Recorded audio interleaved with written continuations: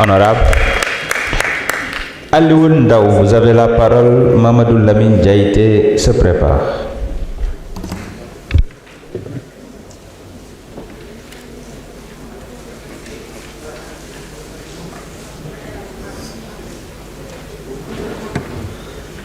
Jërëjëf monsieur le président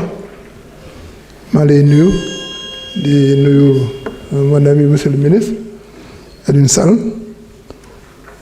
di nuyu madame Marie-Rose et vos collaborateurs di nuyu honorable député di la féliciter monsieur le ministre xam naa ne à ce rythme fracture numérique bi moom xam naa léegi mu jeex voilà vraiment en tout cas nous vous félicitons beaucoup pour tous les efforts que vous êtes en train de mener vraiment pour vraiment Sénégal atteindre ce niveau qu'il devait atteindre depuis longtemps. Voilà. Donc on se félicite du projet de loi que vous avez amené et fas yéene nañ ko voté comme ni ko sama mbokk natango yi député waxee mais am nañ quelques préoccupations. C'est par rapport à la protection de la jeunesse. Dans ses rapports avec les réseaux sociaux. On a parlé de TikTok et il y en a d'autres jamono ji yar sa njaboot xam naa jafe lool waaw parce que yow li nga leen di bëgg a jàngal ñoom am na yeneen kilifa yu ñëw di leen jàngal à ton insu yow en tant que responsable de maison xale yi pratiquement guddi gi yëpp duñ nelaw ils sont sur leur seen portable wala seen ordinateur portable di gis yoo xam ne yow mi seen waajur sax doo xalaat ne lii xale yi ñu ngi koy mën a gis waaw donc est-ce que jël nañ état bi est-ce que jël na wala envisagé na jël ay mesures vraiment pour protéger notre jeunesse waaw parce que vraiment pour un exemple rek l'affaire SPN bi mu amee c'est ma fille qui moo ma ko wax waaw ñoo ne ma mais est-ce que yëg nga affaire bi ma ne ko man affaire mu ne ma SPN on parle de Karim Wade beneen bi mooy intelligence artificielle léegi xam ne dugg na ci réew mi mais ñun dafa mel ni yëguñu ne intelligence artificielle dugg na ci réew mi même ñi nga xam ne ñoo ko sos xam nañ ne qu'il y a des dangers voilà quoi ça comporte l'intelligence artificielle comporte des dangers est-ce que yéen a ngi xalaat déjà est-ce que identifier ngeen les dangers que comporte l'intelligence artificielle et nan ngeen xalaatee noonu ngeen mën a protéger la société sénégalaise contre ces dangers-là beneen bi ma mujjee mooy rapport état entreprise de presse bon man dama xalaat ne jot nañu xaw a assouplir un peu les relations entre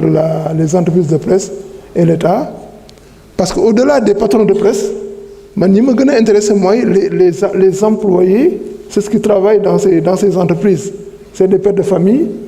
Il y en a beaucoup qui ont perdu leur emploi à cause des rapports difficiles entre l'État et les entreprises de presse. Il y a un journaliste mun dafa ne ma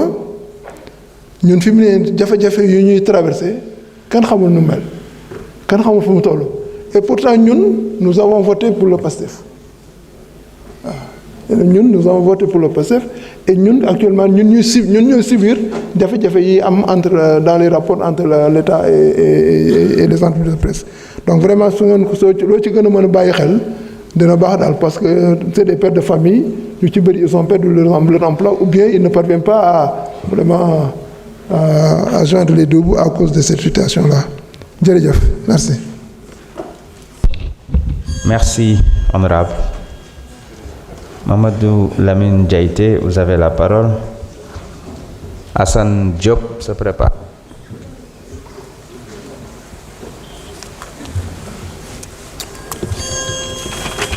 Assalamu alaikum wa rahmatullahi wa barakatuh. Monsieur le Président, maa ngi leen nuyu. Monsieur le ministre et Madame le secrétaire d'État, maa ngi leen di nuyu seen collaborateurs et chers collègues. Monsieur le ministre, man dama lay féliciter. C'est depuis 23 mois yaa ngi ci département bi et gis nañ innovation yi ñu et toutes les réformes il faut jaar yëpp ñu ngi koy suivre notamment la digitalisation intégrale mais aussi le New Deal technologique. Récemment voté nañ fi ñaari loi yu am solo benn bi c'est sur l'accès à l'information et l'autre c'est sur la protection des lanceurs d'alerte muy ay loi yu am solo donc loi bi bu ñëwee aussi c'est toujours dans le processus voilà de moderniser un peu les choses mooy la création du Conseil national de régulation des médias parce que défi yi ñu ko sas am nañ solo trop waaw ñetti défi yi franchement dire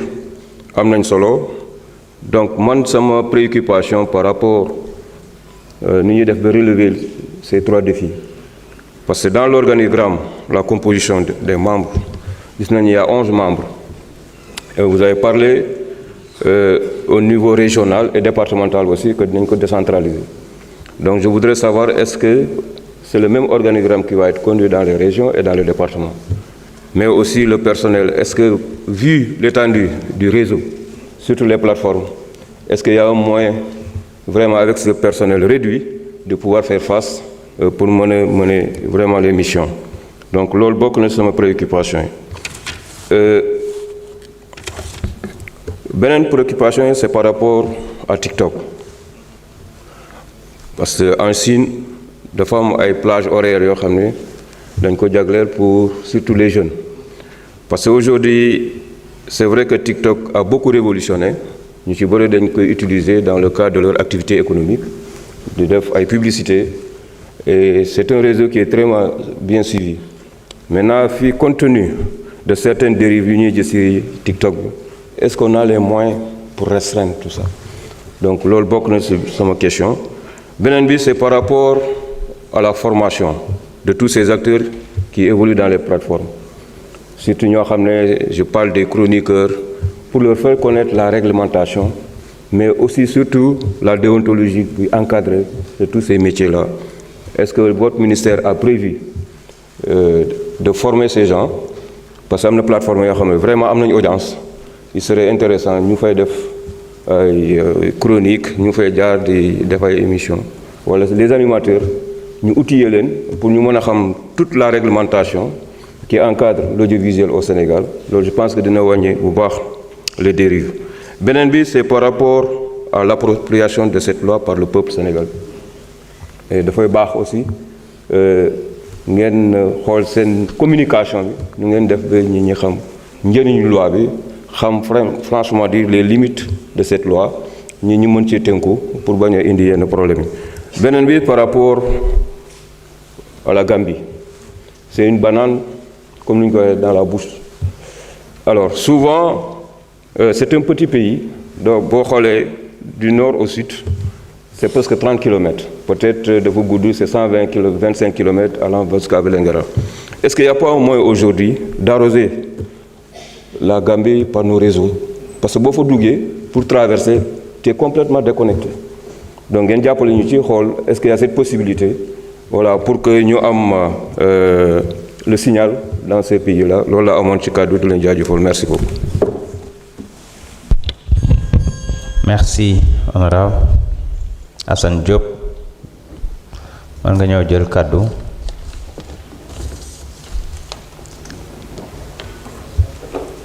Mariam Diamanka mën nga waajal. merci président monsieur le ministre ñu ngi lay nuyu di nuyu sa collaborateurs yi di nuyu la 166e député di nuyu sama collègue député yépp tey jii nag ñu am benn projet de loi boo xamante ni dañ ko war a voter yaakaar naa ni bi ñu ko càmbaaree nag gis nañu ni jaadu nañu voter ko ça vient à son heure ndax ku ne xam na ni CNRA moo fi nekkoon 20 ans après ku ne gis na ni mënul woon régler problème yi nga xamante ni moo nekk ci mooy problème réseaux sociaux yi donc échappé woon na ci projet de loi CNRA bi ba nga xamante ni pratiquement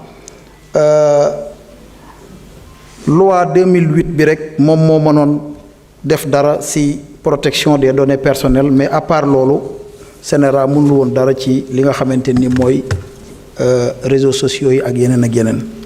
mais monsieur le ministre ma lay wax nii am na loo xamante ni il faut ngeen bàyyi ko xel aussi mooy dafa am aussi ay chaînes de télévision à caractère religieux et éducatif yoo xamante ni dañuy jouer un rôle fondamental dans le pays